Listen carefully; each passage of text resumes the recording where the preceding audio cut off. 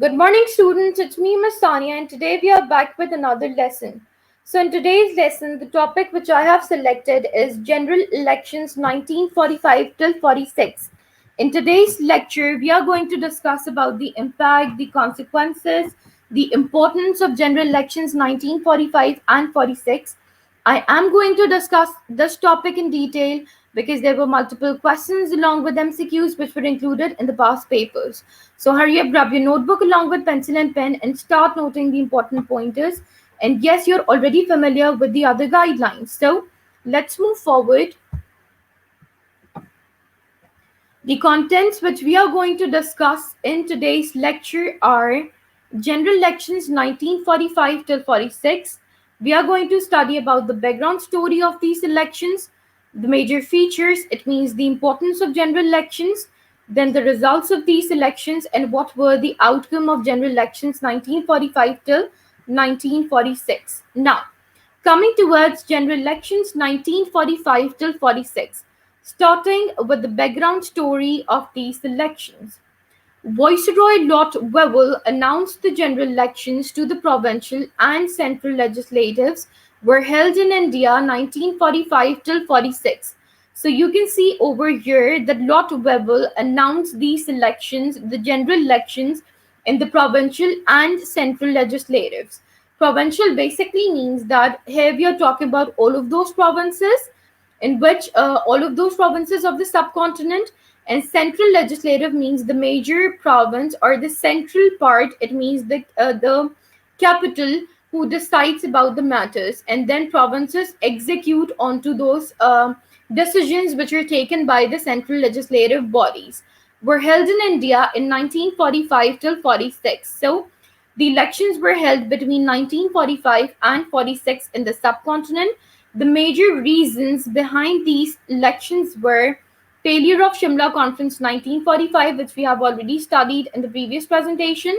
And if you are not familiar with this, you can go on to my channel and you can see the presentation along with the lecture video over there.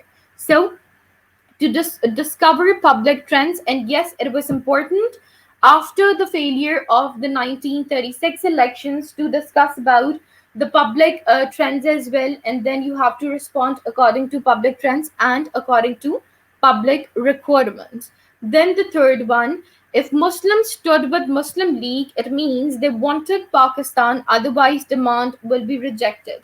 So you can see over here that if Muslims are standing with the Muslim League, then obviously they can demand for Pakistan and then they can have Pakistan at the end. But if Muslims are not standing with the Muslim League, then definitely they have to face consequences in that way. So, and yes, the demand will also be rejected about Pakistan. Now, the general elections 1945 and 46, the major features of these elections were number one, both Muslim League and Congress participated in these elections. It means there were two highlighted political parties who participated in the general elections. Muslim League was the political party of Muslims, and Congress was the political party of Indians. Then, Muslim League manifesto was clear that Pakistan was the national demand of the Muslims of India, and the Muslim League was their sole representative organization. So you can see that Muslim manifesto in these elections were pretty much clear that Pakistan is basically the national demand, was at that time the national demand of the Muslims of India, and yes, the Muslim League was their sole representative organization, because once when you're having the organization, then finally you can demand for what you want. But if you're not having an organization, then who will listen to you? Then the other major features were Congress claimed that it was the sole representative party of the Indians. It was basically claimed by the Congress, which was the political party of Indians. And yes, obviously they needed their representation as well to represent the whole people of India who were living at that time in the subcontinent. Congress manifesto was to liberate South Asia, transfer the powers to Congress, and no plan for partition. It means Congress was basically not in favor of partition, but yes, Congress' basic manifesto was about the South Asia, that they needed the transfer of powers and they wanted to rule the subcontinent. Now coming towards the general elections 1945 and 46, the result of these elections were the Muslim League won 30 out of 30 seats in Central Legislative Assembly and 446 out of 495 Muslim seats in the provincial assemblies. It means that, okay, let me tell you the difference in that. In Central Legislative Assembly, we are having majority of the Muslims, and when we are talking about the provincial assembly, it means provinces. So when we are getting 446 out of 495 seats, it means that we are getting seats from those provinces in which there are Muslims are also living in those provinces, as well as the Indians are also living, as well as the Hindus are also living.